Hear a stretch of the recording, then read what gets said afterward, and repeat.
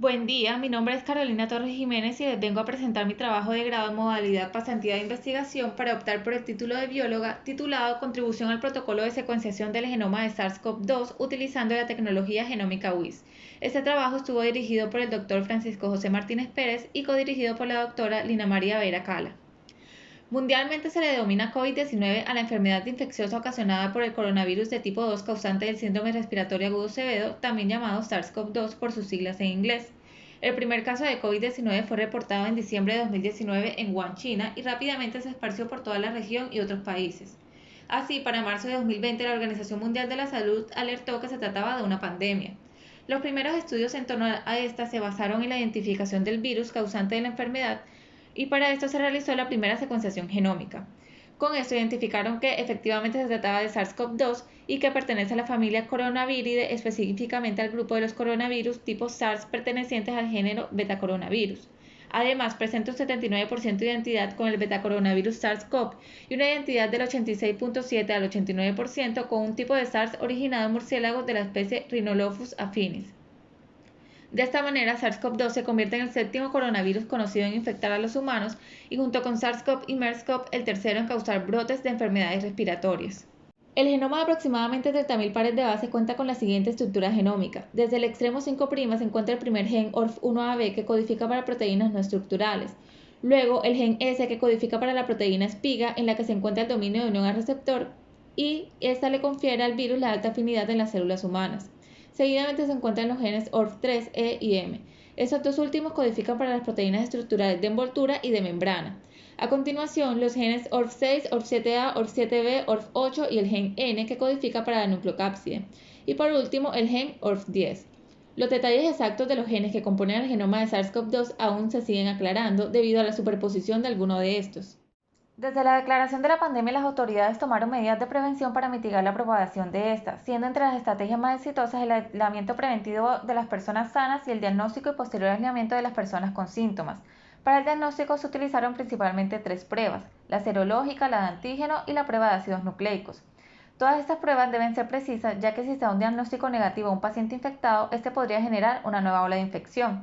De las tres, la prueba de ácidos nucleicos es la que ha mostrado más precisión y la más utilizada a nivel mundial. A pesar de esto, también se ha demostrado que esta prueba presenta un rango entre el 2 y 29% de resultados falsos negativos, y se considera que lo más probable es que el diagnóstico se esté viendo afectado por la tasa mutacional que presenta el virus.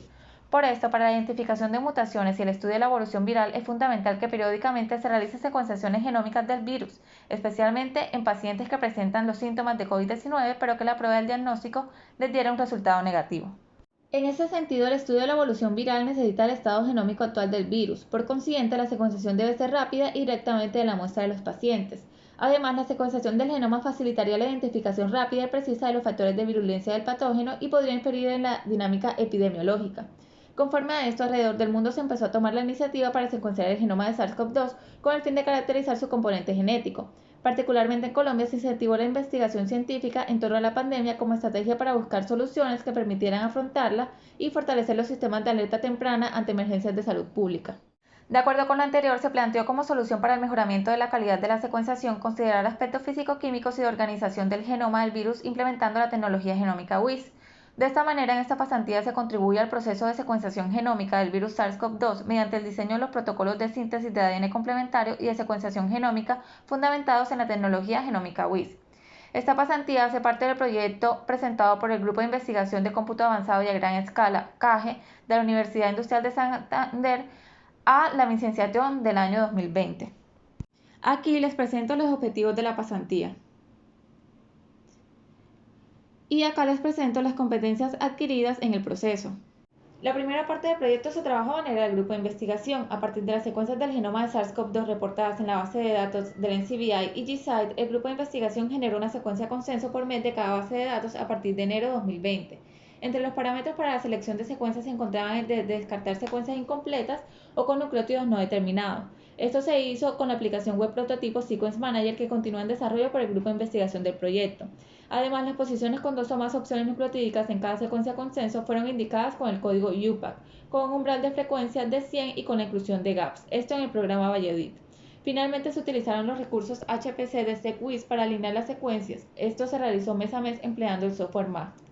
Para este estudio se escogió el alineamiento de la base de datos GISAID ya que presentó un mayor número de genomas reportados a nivel mundial. Posteriormente, a partir de las secuencias consenso del mes de enero hasta el mes de octubre, se analizó la composición nucleotídica del genoma y se identificaron los posibles sitios de polianilación de este, con las secuencias TGT-AA reportadas como sitio canónico de polianilación para algas como secuencia control y la secuencia AAT-AAA correspondiente al sitio canónico de polianilación para mamíferos. Estos análisis se realizaron con la aplicación web prototipo Sequence Manager.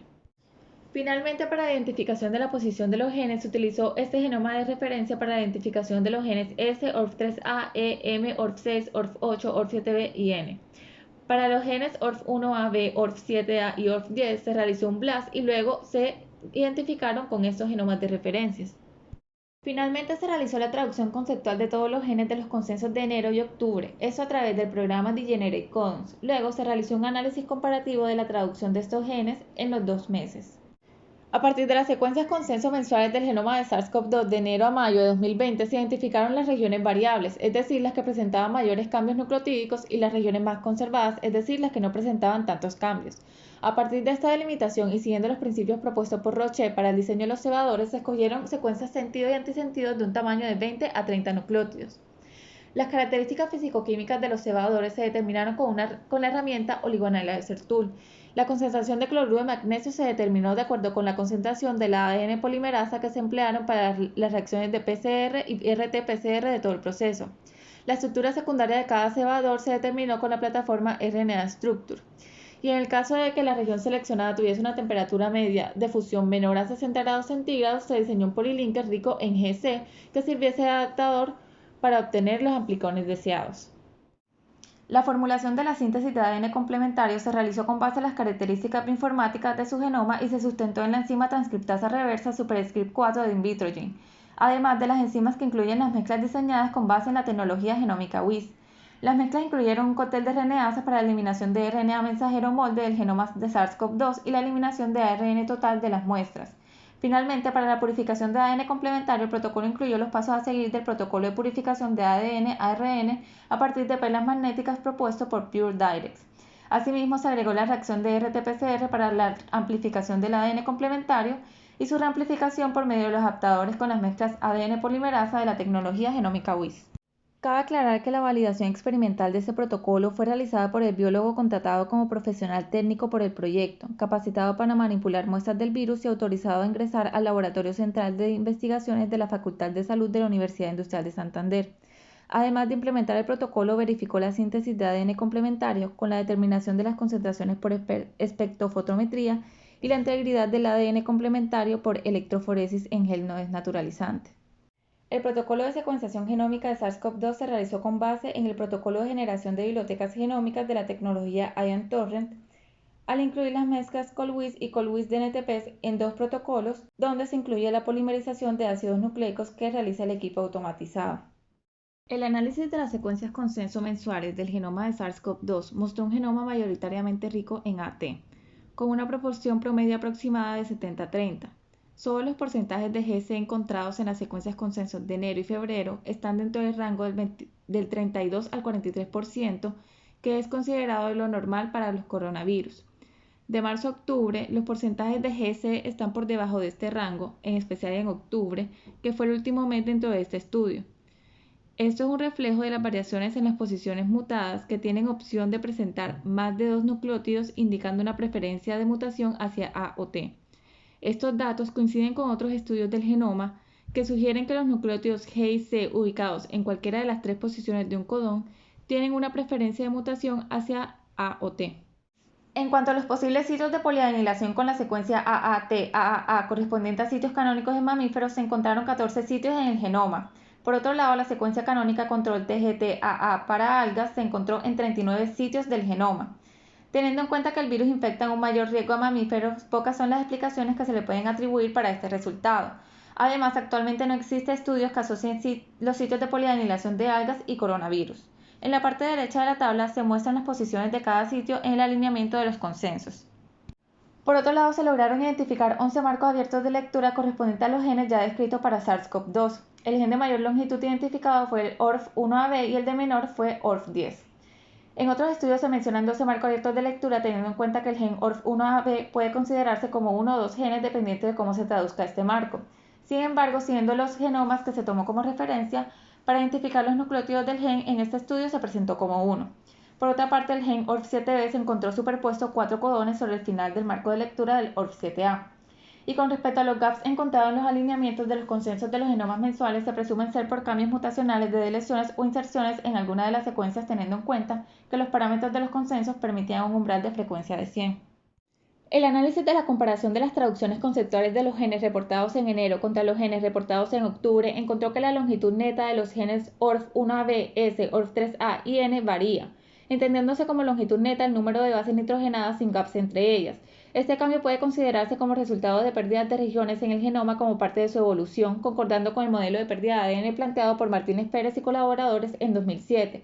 Además, concuerda con lo encontrado en la cepa de Reino Unido, en la cual entre las mutaciones encontradas se reporta una supresión en el genoma. Todos los genes presentaron un aumento en el número de codones degenerados de octubre con respecto a enero. Los codones degenerados de la mayoría de los genes tuvieron de 2 a 6 opciones aminoácidas. Además, en general, entre las opciones para codificar más frecuentes entre los codones degenerados de todos los genes fueron las de codificar para una señal de paro dentro del gen, lo que traería como consecuencia la interrupción de la traducción de los genes. Otro caso son los genes que presentan codones degenerados con la posibilidad de codificar para metionina dentro del gen. Esto enviaría señales de inicio de traducción dentro del mismo gen.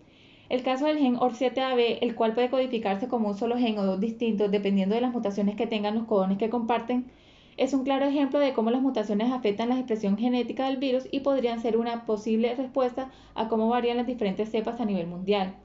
Otro resultado interesante del análisis del genoma de SARS-CoV-2 son las mutaciones que pareciera que aseguran que ciertas regiones presenten una señal de vida.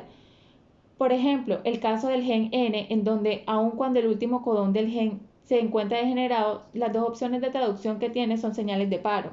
De igual manera, la región final del gen ORF7B, la cual presenta varias mutaciones antes del codón de paro teórico, las dos opciones aminoácidas de los codones degenerados presentan señales de paro. Esto pareciera que asegurase que la traducción del gen sea ORF7AB u ORF7B termine en esa región para que así el marco de lectura abierto no se corra y no intervenga con la señal de inicio del siguiente gen. En total, 8 cebadores fueron diseñados para la amplificación del genoma de SARS-CoV-2. 5 de ellos corresponden a cebadores antisentidos ubicados a 10, 20 y 3 a 30 kb río arriba del extremo 3'. Los 3 restantes corresponden a cebadores en dirección sentido ubicados posiciones antes del inicio del primer gen. Cada cebador se diseñó considerando una concentración de 1 milimolar de cloruro de magnesio como cofactor de la enzima de ADN polimerasa termoestable utilizada. Y la temperatura media de fusión de cada uno se encuentra en un rango de 73.4 a 78.4 grados centígrados para evitar la generación de amplificaciones inespecíficas. Por las características nucleotídicas encontradas en el análisis del genoma, a cada cebador se le agregó un polilinker rico en GC, con secuencias ricas en sitios de restricción. Estos están indicados en negrilla en la tabla. Los análisis previos que se le hicieron al genoma, entre estos la identificación de su composición nucleotídica, fueron necesarios y fundamentales para entender los cambios que se va presentando en el virus e identificar las regiones que podrían denominarse como conservadas con el fin de utilizarse para el diseño de los cebadores. Además, estos análisis funcionaron para evitar el uso de las regiones con alto número de mutaciones para el diseño molecular. Esto reafirma la necesidad de un seguimiento de las regiones con bajo o alto cambio mutacional en el genoma de SARS-CoV-2 para el estudio biológico del virus y para mejorar el proceso de diagnóstico y monitoreo clínico. El protocolo consta de 4 etapas. En las 2 primeras etapas se desarrollan los pasos para la síntesis y purificación de ADN complementario del genoma de SARS-CoV-2. En las primeras mezclas se agregaron los cebadores diseñados previamente, la enzima superscript 4, más cualquiera de las sustancias denominadas CoLuis de NTPs o CoLuis. Posteriormente, luego de la formación del híbrido de ARN-ADN-C, comienza la segunda etapa donde se realiza un cóctel de RNasas para la degradación del ARN total. Además, se realiza la purificación del ADN complementario siguiendo los pasos del protocolo de purificación con perlas magnéticas propuesto por PureDirects. Finalmente, en la tercera y cuarta etapa se genera doble cadena de ADN complementario y se amplifica. Para esto se realizan 2 PCRs con el ADN complementario generados en las fases 1 y 2, más una mezcla con amortiguadores de alta fidelidad, cloruro de magnesio, los cebadores previamente diseñados y el amortiguador CoLuis o CoLuis de NTPs. Los resultados de la implementación del protocolo de ADN complementario utilizando el cebador FW01 COVID-19 proporcionados por el técnico de laboratorio del proyecto se observan en esta tabla. en la cual se comparan las concentraciones promedio de ácidos nucleicos de dos muestras antes y después de ser purificadas con perlas magnéticas luego de cada tratamiento aplicado. El protocolo comercial hace referencia a una mezcla con la misma proporción de nucleótidos. Por otra parte, COLWIS y DNTPs hacen referencia a las mezclas para tratamiento nucleotídico COLWIS y COLWIS DNTPs respectivamente, ambas basadas en la tecnología genómica WIS. Es de resaltar que en la muestra CO010 la concentración de ADN complementario antes y después de la purificación fue mayor con el tratamiento de DNTPs. Por otro lado, con la muestra CO036 la concentración de ADN complementario antes de la purificación fue mayor con DNTPs. Sin embargo, luego de la purificación, el protocolo comercial presentó mayor concentración. Además de la validación de las concentraciones de ADN complementario de las dos muestras, también fue proporcionado el resultado de una electroforesis en gel de agarosa al 1% de las concentraciones de ADN complementario de cadena sencilla obtenido en las dos primeras etapas del protocolo de síntesis de ADN complementario. Estos fueron aplicando los tratamientos comercial de DNTPs y COLWIS. Las bandas se encuentran entre 23,1 kb y 29 kb. En la muestra CO010 el patrón de migración de las bandas fue mayor para el tratamiento comercial, luego para COLWIS y por último para DNTPs.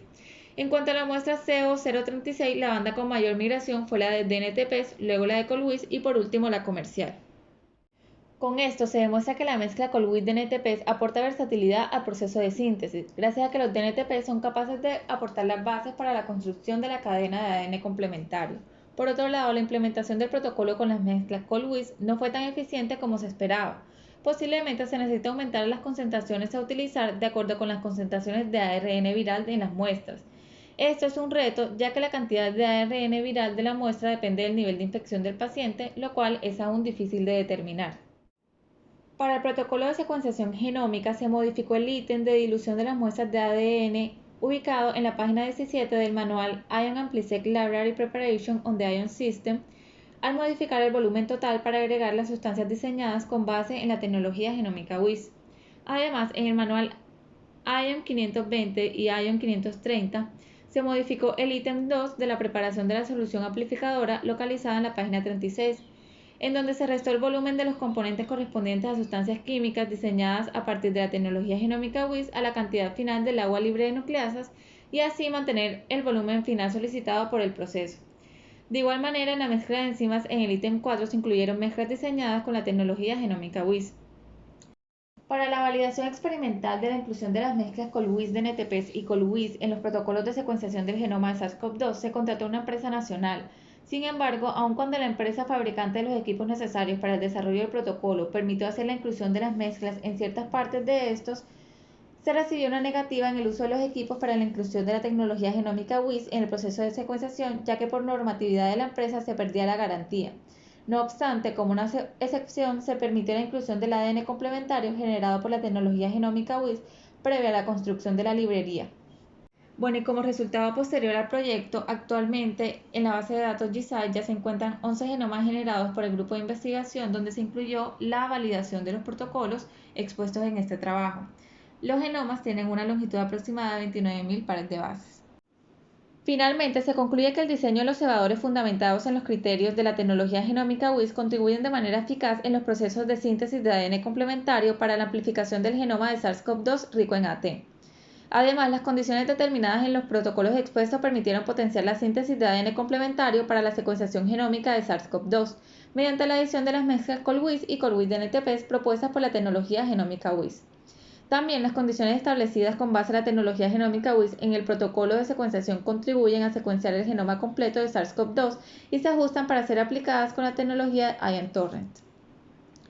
Finalmente, la secuenciación del genoma completo del virus SARS-CoV-2 es posible al aplicar los principios de la tecnología genómica WIS basada en el estudio de las condiciones físico-químicas del genoma. Por lo tanto, al incluirla para el diseño de los cebadores, la síntesis de ADN complementario y la determinación de las concentraciones de las mezclas COLWIS y COLWIS-DNTPs en los protocolos propuestos, se favorece el proceso de secuenciación de genomas ricos en AT en la tecnología Ion Torrent. Muchas gracias por su atención y aquí le dejo la bibliografía utilizada.